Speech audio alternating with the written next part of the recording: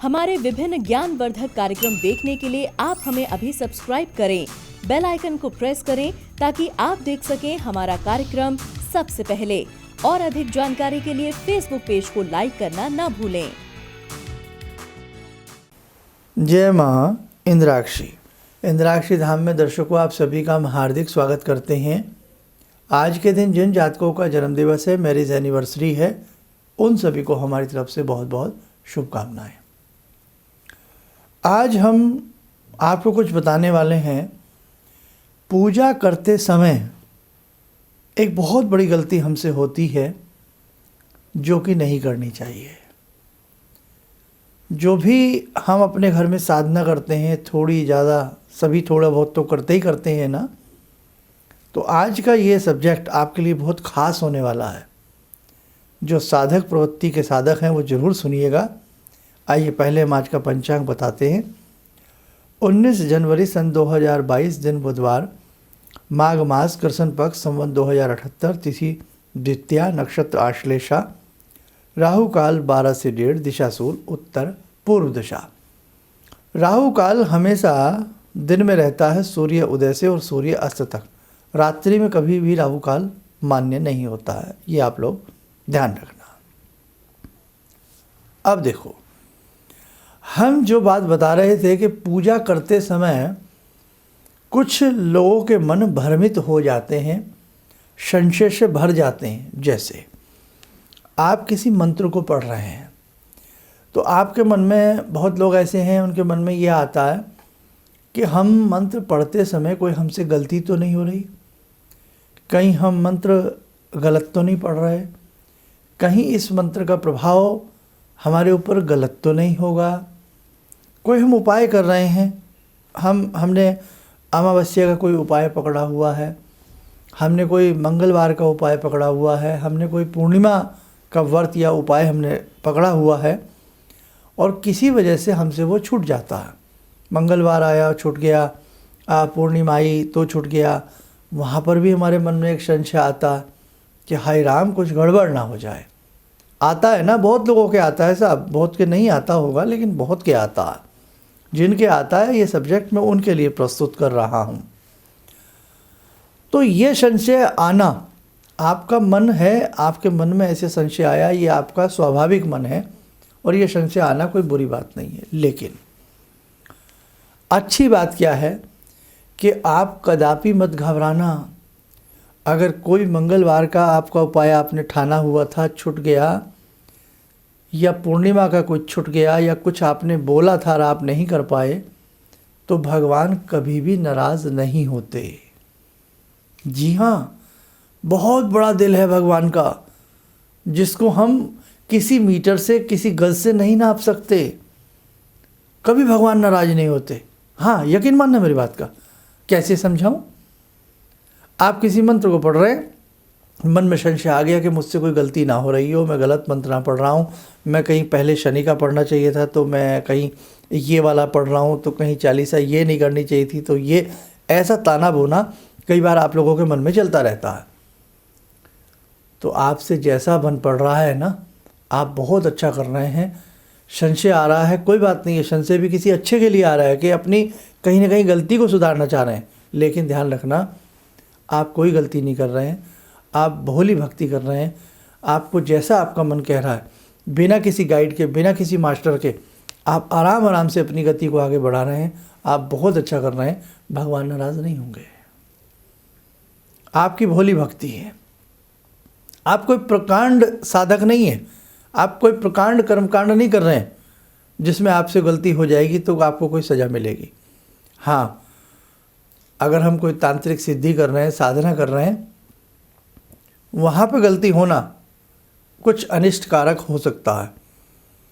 लेकिन जो आप अपनी दैनिक भक्ति करते हैं, भोली भक्ति करते हैं, भोली साधना करती हैं, और वहाँ कुछ छूट भी जाता है तो कदापि मत डरना, भगवान नाराज़ नहीं होते। अब एग्जाम्पल दे देते हैं। जो अनमैरिड हैं वो भी समझ लें और जो मैरिड हैं उनको समझ में जल्द आएगा। आप किसी की माँ हैं, पिता हैं, बच्चे कितनी भी बड़ी गलती कर जाएं, जानबूझ के भी बच्चे गलती कर जाएं, तो हम उनका अहित फिर भी नहीं चाहते। माता पिता अपनी संतान का अहित कभी नहीं चाहता। डांट सकता है, फटकार सकता है, समझा सकता है, लेकिन ऐसा नहीं चाहेगा कि मेरा बच्चा का अहित, अपने बच्चे का बुरा कोई नहीं चाहता ना। गलती होने पे भी उसे समझाया जाता। और या कई बार छोटा बच्चा है, उससे कुछ टूट जाता है, तो हम बहुत ही अलग किस्म के इंसान हों तो मैं कह नहीं सकता, लेकिन जो एक हृदय रखते हैं वो कहते हैं अरे छोटा बच्चा है, इसको क्या पता है, इसको क्या मालूम है कि कितनी कीमती चीज़ थी, इससे टूट गई, या ये नहीं टूटना था, इससे टूट गया। छोटी भी चीज़ बच्चे से टूट जाती है, कप टूट जाए, प्लेट टूट जाए, या और कोई खिलौना टूट जाए, उसका टॉयज़ टूट जाए, पापा का चश्मा टूट जाए, दादा का चश्मा उसके हाथ से टूट जाए, तो दादा उसको मारेंगे क्या? दादी उसको पीटेगी क्या? नहीं ना। क्यों? अरे बच्चा है, इसको क्या पता।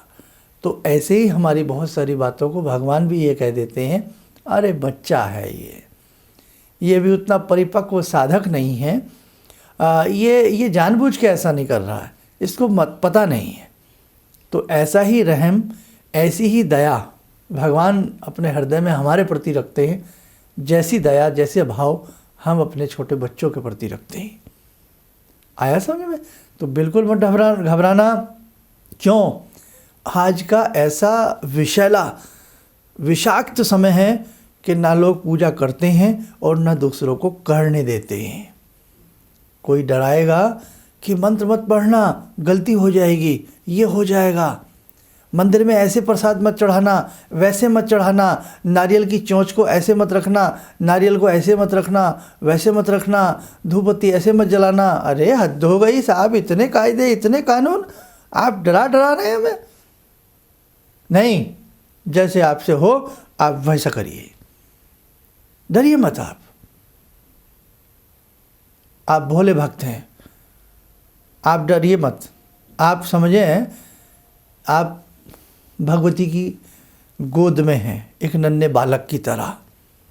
नन्हा सा बालक अपने माँ के बालों को भी मुट्ठी में खींच लेता है और माँ बड़े प्यार से उसे छुटाती है, उस बालों को निकलवा लेती है। तो आप डरना मत। हम बहुत लोग ऐसे आ गए हमें डराने वाले, बहुत लोग ऐसे आ गए हमारा पद से हमें हटाने वाले, मार्ग से हमें भटकाने वाले। मैं बहुत बहुत बहुत क्लियर बात कर रहा हूँ आपसे, दिल की बात कर रहा हूँ आपसे। ये समझो कि मेरे घर में जो बच्चे हैं ना, मैं उस तरह से आपको समझा रहा हूँ, मैं उस तरीके से आपसे बात कर रहा हूँ। मत डरना आप। हाँ, जानबूझ के भी कोई गलती मत करना कि साहब हम तो जानबूझ के अब करेंगे तो भगवान तो कुछ नहीं कहेंगे, वो गलत बात है। लेकिन आपका जैसा आसन है, आप जैसे जोत जला रहे हैं, जैसे आप प्रसाद चढ़ा रहे हैं, जैसे आप पूजा कर रहे हैं, जैसे आप घर में सामान भगवान का रख रहे हैं, कोई जैसा आप उपाय कर रहे हैं, बस दिल से करना। श्रद्धा बहुत बड़ी चीज़ होती है, सारी चीज़ें फीकी पड़ जाती हैं श्रद्धा के सामने। आपने देखा भी होगा, शबरी की बेर चक चक के खिलाती रहीं, वहाँ कौन सा भाव था? वहाँ ये नहीं था कि कितने किलो हैं, कितनी क्वांटिटी है, कितनी वैरायटी है, क्या है। नहीं साहब, वहाँ भाव थे, और भाव में भगवान बह जाते हैं, भाव के वश में हो जाते हैं भगवान। इसीलिए ध्यान रखना, आपके भाव बड़े होने चाहिए। बाकी मत डरा करें आप, मुंह ऐसे रखें और पैर ऐसे रखें और गर्दन ऐसे रखें, मत डरा करें आप। ये सब्जेक्ट है, हालांकि आज का जो मैंने आपको बताया, बहुत सारे कायदे कानून हैं पूजा के, भक्ति के, वो चीज़ें अपनी जगह है। लेकिन अगर आपको कुछ भी समझ में नहीं आता है, आप जैसा कर रहे हैं वो अच्छा कर रहे हैं, हम उस बात पर आज का ही हम आपके लिए ये विषय हमने आपको लिए बताया है। कई बार हमें अपने आप में संशय हो जाता है, मैंने जोत जलाई, मेरे हाथ से जोत बुझ गई, कुछ हो गया, मैं दोबारा जोत जला रहा हूँ, कुछ हो ना जाए। नहीं नहीं नहीं, कुछ नहीं होगा। आप करिए, आज ऐसा होगा कल नहीं होगा, कल ऐसा होगा परसों नहीं होगा।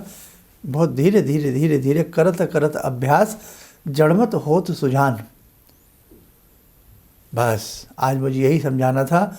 क्यों, कई बार जैसे हम आपकी कुंडली देखते हैं, आपके हाथ की रेखाएं पढ़ते हैं, तो हम आपको कई बार कुछ उपाय देते हैं, तो कई बार हमसे जब आपकी बात दोबारा होती है या कभी किसी अवसर पर होती है, या आपके ऐसे कमेंट्स हम पढ़ते हैं, जो भी हमारी आप वीडियो देखते हैं कि मुझसे ऐसा हो गया, मुझसे ऐसा हो गया, तो मुझसे कोई गलती तो नहीं हो गई है, मैं ये व्रत आज नहीं रख पाई, मैंने भूल से चाय पी ली, भूल से मैंने खाना खा लिया, तो कुछ अपराध तो नहीं हुआ, मैं भूल से दूध चढ़ाना था मैं दही चढ़ा गई। नहीं था, नहीं। तो ये सब चीज़ें आप हमसे पूछते रहते हैं ना, तो कई बार हम उन चीज़ों को देखते हैं, ध्यान से समझते हैं, फिर इसीलिए फिर वो कोई ना कोई सब्जेक्ट आपके सामने बन करके तैयार हो जाता। तो बस बहुत सारे संशय मुझे लगता है आपके क्लियर आज हो गए होंगे। आइए साधना से जुड़ें, 2 मिनट के लिए जुड़ें उस जगजननी से, उस माँ शक्ति से, भवानी से। आप सबका कल्याण हो। ॐ सिन्दूरारुण विग्रहां त्रिनयनां माणिक्यमूले स्फुरात् स्तारानायकशेखरं स्मितमुखी वापेन वक्षोरुवां पाणिभ्यामलपूर्णरत्नचषकां रत्नोत्परां बिभ्रति सौम्यां रत्नघटस्थरक्तचरणां ध्यायेत्पराम् अम्बिकां खड्गं चक्रगदेषु चापपरिगान् शूलम्बुशुण्डिं शिरा शङ्खं संदधतीं करे स्त्रीनयनां सर्वाङ्गभूषावृतां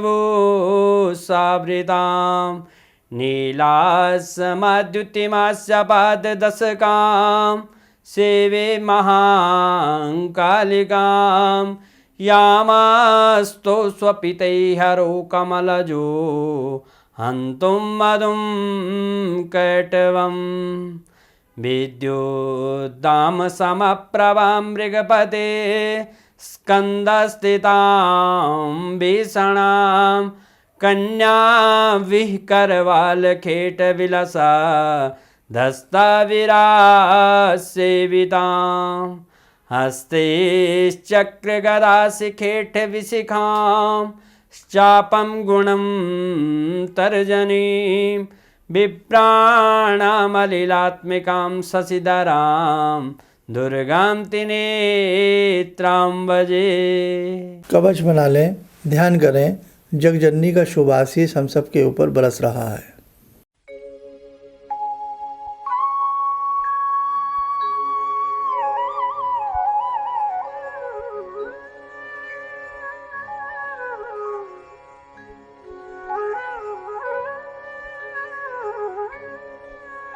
ओम बोलते हुए नेत्र खोलें, सामान्य हो जाए।